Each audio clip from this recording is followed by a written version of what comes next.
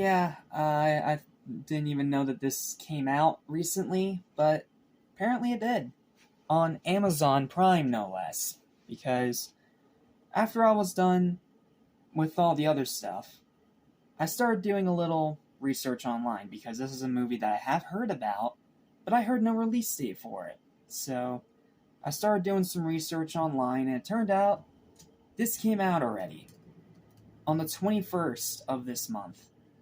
So yeah, that's another goof up on my part. I need to get better with my sources. But point is, it came out, and last night, after finishing the miraculous review and everything else, I got time to sit down and watch this movie.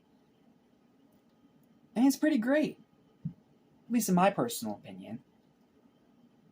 Now, I can understand that some people are not going to be into this kind of thing. I can understand that. But as someone who has been a fan of this particular character for as long as he's been alive, pretty much, and considering the fact that I've never gotten to talk about this character before on this channel, we have a good bit to discuss. So, yeah, strap yourselves in. We're going to go for a trip down memory lane before we jump into the actual movie review of the day. So, what's up? What's happening? What's going on, everybody? Welcome back to Animation Station, your number one source for anything and everything animation, including TV and movies. I'm your host, Jackson Small.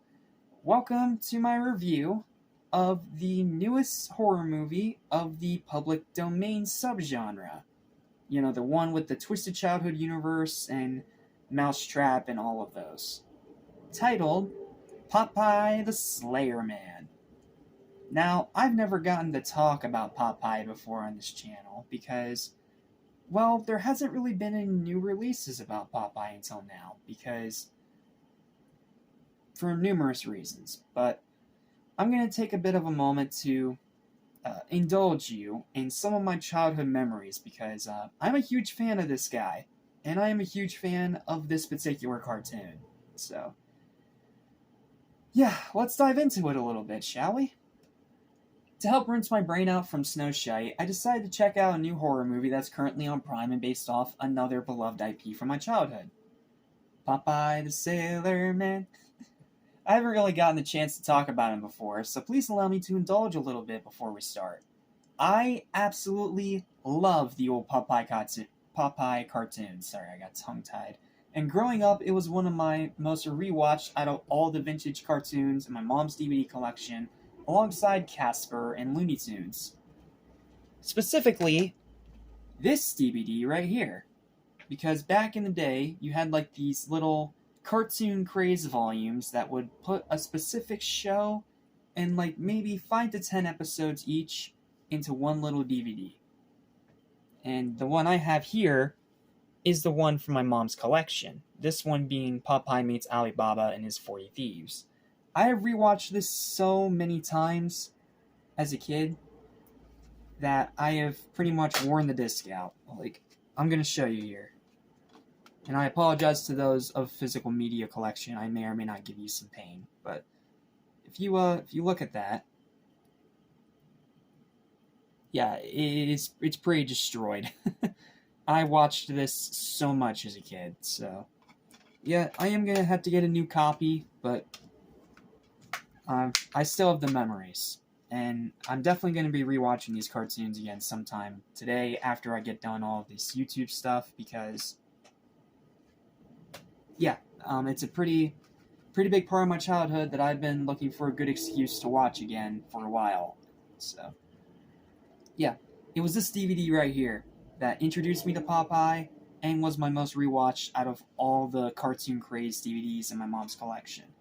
She has a couple, including Felix the Cat, Betty Boop, and Rob Fleischer's Superman cartoon. So, yeah, this was my most rewatched out of all of them. This one was always my favorite. So, anyway, continuing on now, sorry about that. From its comedic timing to the characters, to the voice acting, to the wacky situations the titular sailor finds himself in, it was always such a great time and only gets funnier each time I watch it.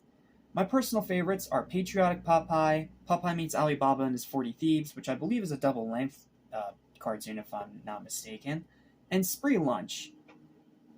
It's an episode about the one food critic character of this show, and Popeye and uh, Bluto, that's his name, sorry, Popeye and Bluto, take him back and forth to their restaurants to try and get one's approval over the other. It's pretty funny. It is like golden era cartoon slapstick. It is so funny. And as odd as it is, I do really enjoy the live action film too, even despite its faults. Like, yeah, the live action movie, it's not great. It does have its problems, but I find it fun. I appreciated its practical effects, and Robin Williams, in my opinion, was actually really good as Popeye. I thought he fit the character pretty well and even got the voice right. However, it's not been easy for fans like me in modern times because we haven't had a new release of this IP in years. With the cancellation of the animated movie from Gendy Tartakovsky, the creator of Samurai Jack, that looked amazing. Seriously, go check out that little teaser. It's still on the internet and it looks phenomenal. And Tom Kenny voicing Popeye, that is such a good choice. But Sony chose the Garbage Fire Emoji Movie instead because they're morons.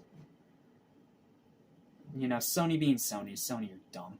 And the terrible shovelware game from the Switch released in 2021. Like, seriously, that game is so bad. I'm never talking about it or reviewing it. It's that bad. Go check out Angry Joe Show's worst 2021 games list if you want more context, but it is a terrible, terrible game. But now that he has officially fallen into the public domain, because no one's been making anything on this guy for almost a decade, we finally are going to start getting some new projects again, starting with 3 horror movies this year. Popeye's Revenge, which I'll review next time, and of course this one, Popeye the Slayer Man, and a third one that's coming out on April 1st titled Shiver Me Timbers. It already has a 7 out of 10 on IMDb, so I'm at least curious.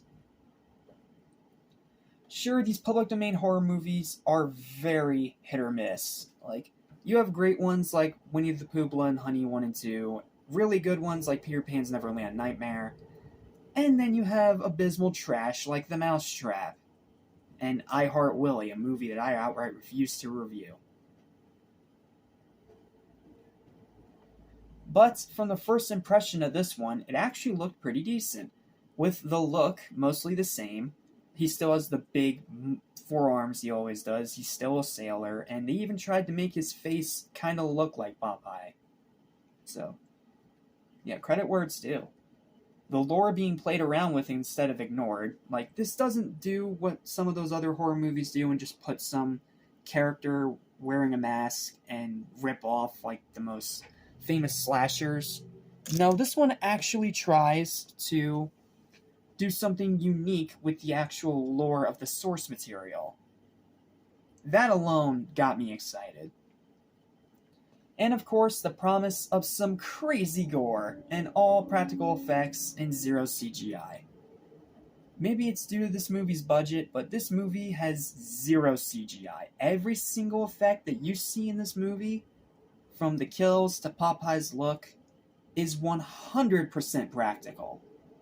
And it is amazing what they achieved with that budget that they have. It's incredible. And now that I have seen it for myself, I gotta say that as both a horror fan and a lifelong Popeye fan, it's actually a really fun time. Yes, it's not amazing, and it does fall into the same traps as some of those other B movies do. But personally, I found this to be a really good and surprisingly fascinating new take on this iconic cartoon character. Pros, phenomenal kills. I gotta say that right off the bat, this movie's kills are phenomenal. You see intestines, you see arms get ripped off, you see heads get stomped, you see him crushing heads with his giant hands. Like, not only is it great kills pretty much all throughout the movie, except for one, because one of them is just outright stupid neglect from the character's part, but that's neither here nor there. but it also tried to actually use Popeye's trademarks in a very fascinating and terrifying way. Like, you have him using his anchor on somebody, you have him using his brute strength multiple times. Like, it all fits. It all fits the character really well, and not only that, the kills are very creative. Like, these aren't kills that you will see in any other horror movie, aside from the head squish thing, but I blame Halloween 2018 for making that into a very recurrent horror kill. But my point is, the kills in this movie are phenomenal. And you combine that with the incredible practical effects, especially considering its budget, it just makes it even better. Like, it's the best part of the movie, without a doubt. The practical effects and the kills are phenomenal. That is the biggest pro that I can give this movie. The story's pretty solid. You have these kids trying to film a documentary, and they go to this ancient spinach canning factory. And walking the halls and dock of this canning factory is Popeye the Sailor Man, or just the Sailor Man as they call him in the movie, even though they do call him Popeye a few times. But that's how he's credited in the end credits, so I'm just going to call him the Sailor Man. And not only is it clever, because it already has Popeye and spinach, it already has the two big things, but then it also includes olive oil and even his son from some of the later cartoons. Like, the stuff that they do here and the way that they twist the lore around, it's solid. It's actually pretty decent and genuinely clever in a few spots. The horror twist on the lore of the source material is actually really well done. I'm not going to say why because it's a spoiler, but I'll just say it is very well done, and it actually did its research on the source material it was making a movie of, which is more than I can say for most of these kind of movies. The Slayer Man himself is an awesome antagonist. Like, this dude, not only did they get the look right, but they even have his personality right, and they even gave him a dark, tragic backstory that, again, twists the lore around from the actual source material. I cannot praise this movie for that enough. Like, they actually played around with the source material and twisted it around to fit the horror aesthetic. They didn't just use Popeye as an IP for window dressing like the Mousetrap did with Steamboat Willie. This one actually did its research. That alone deserves some praise.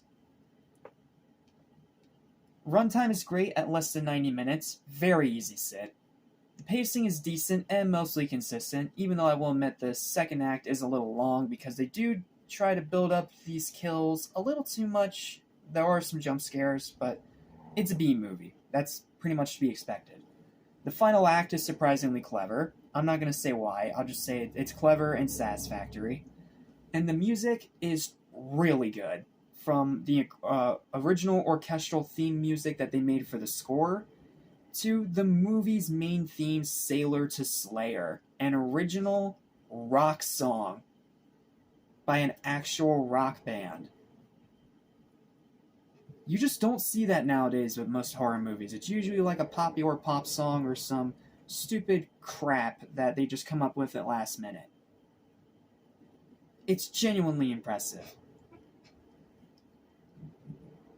But, like I said, this movie's not amazing, there's still some issues. The biggest one is that the acting is still mediocre. Except for the Sailor Man. The Sailor Man, his acting is actually quite good and it does fit the character. But all the other characters, their acting is as mediocre as you'd expect in these kind of B-movies. So, don't go in with that expectation. Human characters are very much nothing more than slasher fodder. Aside from Dexter and the final girl, those two are actually decent.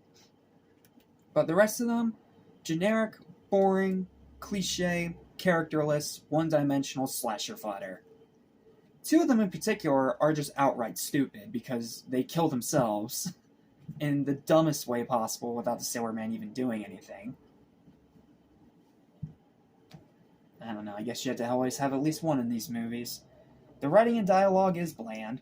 I do praise this movie's story and the way it twists around the lore, but the actual dialogue and the writing it did need some work. The directing is subpar. It's not terrible. It is competent, but it's nothing very impressive. Like, you don't get super creative cinematography or anything like that. And the twist at the end of the movie is more than a little forced. I'm not going to say what the twist is, because spoiler-free review, but I'll just say that when you get to the twist, it does feel like it comes out of absolutely nowhere. So, conclusion. While it's weighed down by an anchor of issues, the spinach-powered sailor still steers the ship to harbor. Popeye the Slayer Man is a gruesome, fun, satisfying, and all-around fantastic B-movie slasher that will satisfy both the gorehounds and the lifelong fans of the iconic source material. Sure, it's not perfect, and at times it can drag a little, but it's more than made up for by the sum of its parts. Highly recommended, especially since it's only $6 to watch on Amazon Prime. So here's the thing. For less than the price of a ticket of admission to torture yourself through Snow Shite and the 7 Controversies, you can stay home and you can watch this movie instead. Something that is way more worth your time and has a lot more genuine passion and effort put into it. So, throw Snow Shite into the fires of hell and watch this instead. It's cheaper, it's shorter, it doesn't require travel, and is a genuine blast from start to finish. Like, if it weren't for the fact that this was a B movie, I could easily put this on a higher pedestal. It is such an incredible achievement what they did with the budget that they had. But because this is still a B movie, I do gotta knock it back a little bit. It's a great B movie though. I really loved this one. And if you're a fan of Popeye, I think you'll really enjoy this. So, final verdict for this movie is a high and very well-deserved 8 out of 10. I really love this one. I can easily recommend it if you are a fan of Popeye or B-movie slashers, and it is definitely among the better of the public domain horror movies. Really love this one. Absolutely check it out. I cannot say the same for the other one, though, because I gotta review the other one, too. The one that came out first. And even though it technically came out in February, I'm counting it as a March movie. Because I didn't talk about it in my February rankings, so I'm gonna crowbar it. Because, this next one, the one that came out before this one, is, it's really bad. So, we have to talk about it. It won't be as long of a review as this, I promise you, but it will still have a lot of negativity. No 14 plus this time, but still negativity. I'll see you guys next time for the flaming dumpster fire that is Popeye's Revenge. Listen, I will soon forget. So listen, and you won't regret. Be true to yourself, don't miss your chance, and you won't end up like the fool who ripped his pants.